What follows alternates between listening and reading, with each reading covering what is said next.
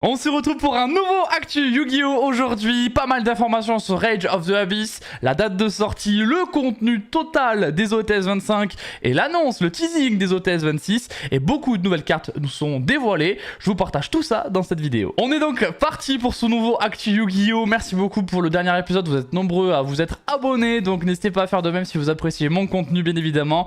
On est parti avec Rage of the Abyss qui se dévoile un petit peu plus de façon officielle. On connaît la date de sortie TCG, ce sera le 10 octobre 2024, soit 3 semaines après les Tinbox. Ça donne une petite indication. C'est un set principal, hein, Rage of the Abyss, donc il va y avoir des quarters dedans, il va y en avoir 25, 10 secrets, 14 ultra, 26 super, 50 communes, c'est un set principal. Le prochain qui sortira après Infinite Forbidden. Dedans, on va avoir pas mal de support pour le deck requin, donc de Shark, et pas mal de nouveaux archétypes, ou même des archétypes que vous connaissez qui sont remis au goût du jour. On en parlera un petit peu plus tard dans cette vidéo. Vous avez ici le petit Laius fait par Konami et bien sûr Rage of the Abyss, donc nouveau raz-de-marée avec de nouvelles cartes qui réveillent sur les thèmes classiques, tout en mettant de nouveaux archétypes, voilà, avec les monstres hauts notamment qui ont de nouvelles mécaniques, voilà, avec les monstres requins, notamment le petit Drake requin qui voilà, va être remis au goût du jour. Bon voilà, ça c'est tout un Laius pour vous dire qu'il y aura des nouvelles stratégies et on va mettre l'accent un petit peu sur de l'eau parce que le feu, on en a fait beaucoup hein, sur Konami sur les dernières semaines. Ça y est, on connaît les OTS 25 en entier. On savait que les Ultimates c'était Exodia, H et Diviner. Et bien écoutez, on a la liste complète, vous l'avez sous les yeux. Bon, on a quelques cartes très sympas, donc Psych Frame Delta, Arvata qui est dispo en super. On a les 8 Prince et Princess. Alors ça c'est des cartes que je connais pas trop, c'est peut-être pour le deck Crâne Serviteur. Dynamundo bien sûr pour vos Slays qui va manger très bien. Fusion Tag, Soul Release c'est bien parce que c'est une carte qui était jouée un petit peu à certains moments, qui était print mais il y a longtemps, donc ça c'est cool de l'avoir en super parce que beaucoup de Soul Release sont dans des états un peu cata. Fire King Iceland aussi qui est en super rare, donc ça c'est assez cool. Et ensuite on a quelques cartes qui sont rééditées pour faire baisser un petit peu leur prix. Bon, il y a Trias qui est là aussi pour Voiceless, quelques Adamantipator. On a le Shark Drake hein, qui va sortir du coup dans Rota qui est réédité, donc ça aussi c'est une plutôt bonne nouvelle. Ça va permettre de faire baisser un petit peu le prix de certaines cartes. On continue avec les OTS Pack, mais là on n'est pas au 25, on est au 26. Donc le 26 il va sortir le 16 octobre. Donc encore une info sympa, ça va sortir du coup après Rota Rage of the Abyss.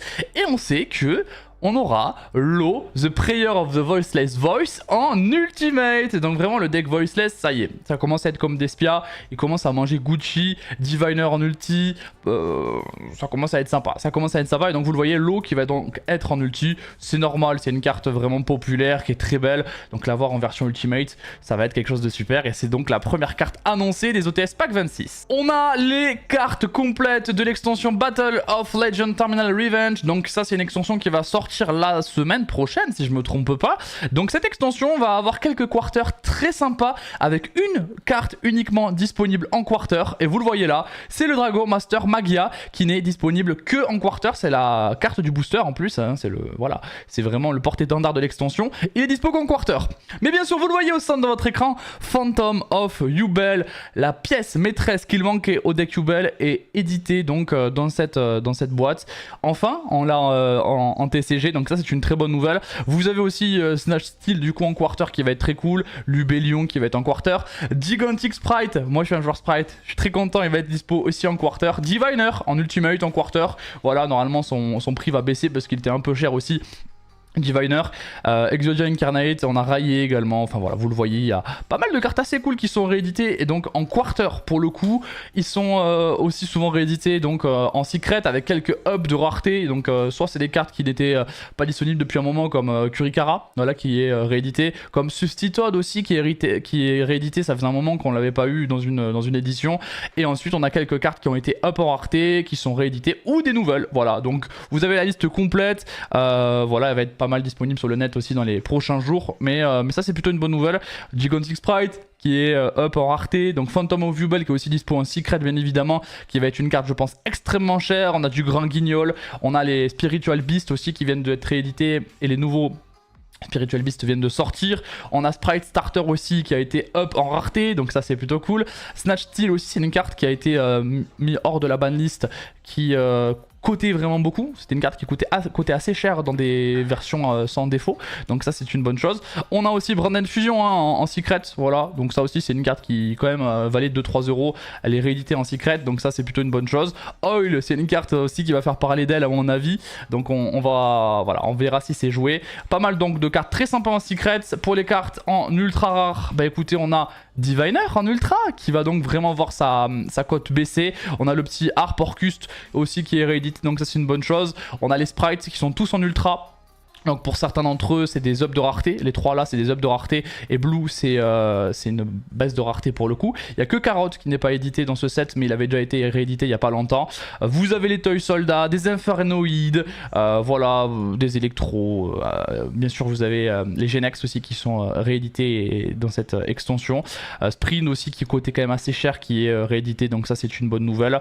Lubellion etc etc. D'autres cartes ici que vous pouvez retrouver comme Sprite Gamma Burst qui va être dispo en UR donc ça c'est chouette. Voilà un petit peu pour tout ce qu'il y a dans Terminal Revenge. Au final c'est une extension qui s'annonce plutôt cool avec pas mal de bonnes rééditions et des cartes assez surprenantes. On va donc maintenant passer sur la partie présentation des cartes sorties. Il y en a énormément donc on va pas forcément toutes les évoquer. Là on a Chorotso Magistus donc qui a été annoncé. Bon c'est pas forcément une carte sur laquelle j'ai envie d'appuyer. Je vous laisse mettre pause si vous voulez un petit peu lire l'effet.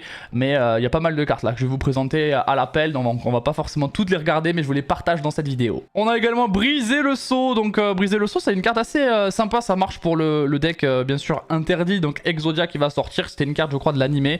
Donc c'est bien qu'ils éditent comme ça des cartes qui sont disponibles de l'animé. Ça permet voilà, d'avoir un peu plus de cohérence avec ce qui se passe des fois dans l'animé. Donc ça c'est une carte très sympa pour le deck Exodia. Une carte qui va sortir dans Rage of the Abyss, c'est Yeux Bleus du Cœur. Alors on sait qu'il y a un petit deck Yeux Bleus de structure qui va normalement sortir à la fin de l'année. C'est pas encore officiellement annoncé. Et donc il y a du support Yeux Bleus qui continue d'arriver. C'est aussi une carte millénaire. Donc millénaire ça va sortir dans Info. C'est un nouvel archétype qui marche voilà, sur Exodia et les cartes un peu on va dire emblématiques de l'animé. Donc voilà un Yeux Bleus du Cœur qui a été annoncé pour Rage of the Abyss. On a eu une info aussi très intéressante au niveau des mages artistes. Et ouais vous le savez c'est un archétype qui avait fait beaucoup de problèmes à une époque. Mage Artiste a eu un errata. Alors Peluche-Feu, Mage Artiste a eu un errata. Tout simplement, bah écoutez, il y a un petit Hard One Spartan qui a été mis sur la carte. Donc ça a été annoncé donc, dans Animation Chronicle, dans l'OCG et ça va arriver un jour en TCG, je pense que ça va arriver quand même assez vite. Et donc l'errata c'est le texte en gras. Vous ne pouvez utiliser l'effet du monstre, l'effet monstre du nom de cette carte qu'une seule fois par tour. Donc en gros c'est un hard one Spartan sur cette carte Peluche-Feu Mage Artiste. Donc on va je pense revoir cette carte sur les tables une fois qu'elle sera sortie en TCG bien évidemment. Mais c'est plutôt une bonne nouvelle, cette errata semblait nécessaire. C'était une carte ancienne qui n'avait pas forcément les hard one Spartan comme maintenant qui sont voilà, de coutume. C'est une bonne chose. Une carte qu'on pourra revoir et on pourra revoir peut-être un peu plus de pendule aussi sur les tables. C'est pas tout les gars pour les mages artistes parce que errata plus nouveau support. Donc voilà Danseur d'eau mage artiste annoncé. On a le trompeur à tasse mage artiste. Nous avons Danseur de feu mage artiste aussi annoncé. Je vous laisse mettre pause à chaque fois parce qu'il y en a beaucoup. Le danseur d'eau mage artiste. Nous avons force plus magie en plus aussi qui marche avec. Qui a été annoncé donc pour les X6 magiciens de rang 5. Nous avons des X6 avec le grand magicien trapèze, mage artiste, le créateur de ténèbres, mage artiste, la sorcière trapèze, mage artiste, donc vraiment énormément de support mage artiste grâce à cette errata finalement, comme quoi c'est plutôt une bonne chose. Et ensuite on va passer sur d'autres cartes qui là ne sont pas dans Animation Chronicle mais dans Rage of the Abyss. Un nouvel archétype dans Rage of the Abyss, c'est l'archétype Primordinéral. Je ne sais pas si ça va vraiment être ça le nom, et c'est un archétype assez sympa parce que ça va marcher sur les monstres normaux. Voilà, ça va être un archétype sur les monstres normaux. Donc voilà, vous le voyez à chaque fois, ça va être une mécanique où on révèle un monstre normal ou une carte primordinérale dans la main et en cible une carte face retour sur le terrain. Voilà, machin truc, annuler ses effets. Donc voilà, donc ça c'est une petite carte qui va permettre de negate.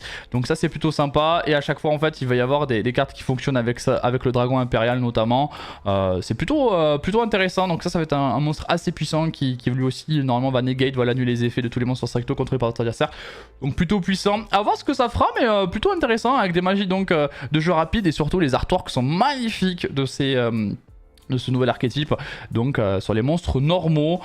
C'est bien qu'ils essayent aussi voilà, de créer des nouveaux mécaniques de jeu avec des monstres normaux, c'est quelque chose qu'on voit pas forcément beaucoup. Là vous avez donc le spell continu, filon impérial primordinéral. Et ensuite vous avez la piège ouvreur primordinéral avec toujours des artworks incroyables, c'est bien, franchement c'est un bel ouvrage qu'ils nous ont fait et donc ça va sortir dans Rage of the Abyss. Je vous propose qu'on termine cette vidéo avec la petite présentation de la réédition du Royaume de Lumière, le deck de structure. Voilà, petite ouverture que je voulais pas vous sortir telle quelle sur la chaîne parce que je trouvais que ça avait pas trop d'intérêt, mais ça peut en intéresser certains, ce nouveau produit vient de sortir, donc je la fais à la fin de cette vidéo actu bien évidemment. Donc il y a eu pas mal de nouvelles cartes annoncées, je vous invite bien sûr à chaque fois à mettre pause, si on doit faire des focus sur des archétypes à des moments on le fera aussi, peut-être dans des vidéos dédiées pour le coup. Et puis voilà, n'hésitez pas surtout à me dire ce que vous en pensez du contenu que je propose. On essaye de s'améliorer, donc n'hésitez pas. Alors dans ce petit royaume de lumière, qu'est-ce que nous avons? Déjà nous avons ce tapis de jeu, donc sur les Seigneurs Lumière, vous l'avez compris c'est une réédition parce qu'on a eu du support Seigneur Lumière il y a pas très longtemps dans la dernière extension. Donc vous avez ici donc le très beau tapis de jeu avec tous les Seigneurs Lumière disponibles dans la boîte. Donc ça c'est plutôt sympa, hein. Hop, j'essaie de tout vous montrer. Et derrière, c'est marrant, ils nous ont laissé, parce qu'il y a vraiment eu... Vraiment, c'est une réédition où il n'y a eu aucun changement par rapport à celle qui était sortie il y a plus de 10 ans. Et bien écoutez, sachez que c'est exactement ce qu'il y avait écrit à l'époque. Voilà, donc c'est vraiment le fascicule de l'époque, avec les stratégies de l'époque, et surtout, ils nous conseillent des cartes de l'époque. Voilà, donc ça, c'est assez marrant de revoir ça, le jugement de la lumière, des anciens boosters. Donc voilà, bon, c'est un petit peu archaïque, hein, par contre, hein, c'est un peu le problème, c'est que voilà, il nous faut un produit qui est maintenant un petit peu archaïque. Mais bon, c'est toujours sympa, c'est toujours marrant on va dire. Allez, je vous sors le petit deck de la boîte et je vous montre un petit peu ce qu'il y a dedans. Le voilà le petit deck, donc avec le petit Michael, le grand seigneur lumière, on va s'ouvrir ça. Bon, ça fait toujours plaisir quand même de s'ouvrir des petits decks de structure, surtout quand c'est des reliques, hein, des anciens comme ça, c'est toujours sympa. C'est bon, on peut libérer les cartes disponibles donc dans ce deck de structure. Ça vous permet aussi de voir un petit peu ce qui est disponible et si ça vous intéresse ou non. Donc on a une seule carte de l'extra deck, c'est Michael le grand seigneur lumière. Donc je vous l'ai dit, vraiment c'est un peu archaïque quoi. Il n'y a pas eu vraiment d'effort de fait. Ils ont ressorti tel quel la boîte. Donc une synchro, on a le sanctuaire Seigneur Lumière. Ça peut aussi vous permettre de jouer en rétro, donc ça c'est plutôt sympa. La petite Minerva qui est disponible. Le petit Raiden en super rare. Donc après c'est des cartes des Seigneurs Lumière qui sont quand même assez magnifiques, hein. Ça on peut le dire sans problème. Donc vous avez une ultra et donc 3 super rares comme vous le voyez. Donc Minerva, Raiden et la petite magie continue. Et ensuite on a tout type de cartes avec un petit dragon Alexandrie. Le dragon du jugement en commune, ça fait toujours bizarre de le voir. Ok, en sachant qu'on a au mois d'août la réédition de l'extension où les Seigneurs Lumière étaient sortis. Donc ça aussi ça va être sympa, avec Honest en Ghost dedans. Célestial Ange, Jeanne la Paladine en 2 exemplaires. On a Lila la Magicienne Seigneur Lumière en 2 exemplaires également. Garotte le Guerrier Seigneur Lumière. Wolf bien sûr, hein, qui se respect quand elle est envoyée du deck au cimetière. Eren, le moine, Lumina bien sûr. Moi c'est un deck qui m'avait fait beaucoup de traumatisme quand j'étais plus jeune. Parce que j'avais un pote qui le jouait et j'avais un peu du mal contre, on va pas se mytho, il avait un deck très fort et ça m'a traumatisé quand j'étais petit. Voilà, Rico bien sûr qui a été réédité dans RA02 notamment. Donc on peut le retrouver dans beaucoup de très belles raretés. Le Ange de Loyauté, Honest, comme on l'a évoqué, il est là, le petit Honest, magnifique. Donc ensuite on a Diabolos, Dédale, Rayon Lumineux, Prisme Vylon, Ravan mythologique, quelques mythologiques, Cerberel également, Cerburel, Elnor Zephyros l'élite, Protecteur mortuaire, Royaume de lumière, la petite magie de terrain en 2 exemplaires. On a Échange solaire aussi, hein, qui était une carte jouée à l'époque. Le renfort de lumière qui est disponible aussi bien sûr. La petite réincarnation de monstre. Sacrifice inutile, c'est toujours bien, c'est toujours une bonne staple, sacrifice inutile.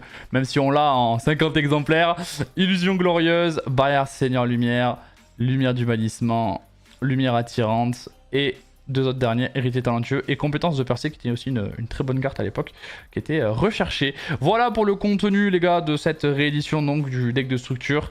Si il vous intéresse, écoutez, il est dans toutes les bonnes boutiques, c'est toujours sympa. Moi j'en garde un scellé parce que c'est une belle boîte, très nostalgique et franchement elle claque. Après est-ce qu'elle vous intéresse, ça c'est à vous de voir, mais En tout cas, elle est disponible, donc si vous voulez vous la procurer, c'est le moment. C'est tout pour cette vidéo Actu Yu-Gi-Oh! J'espère qu'elle vous a plu. Si c'est le cas, vous pouvez mettre un pouce bleu sur la vidéo, vous abonner à la chaîne si ce n'est pas déjà fait, et on se retrouvera la semaine prochaine pour une nouvelle vidéo sur l'actualité de Yu-Gi-Oh! C'était SD, gros bisous, tchuss.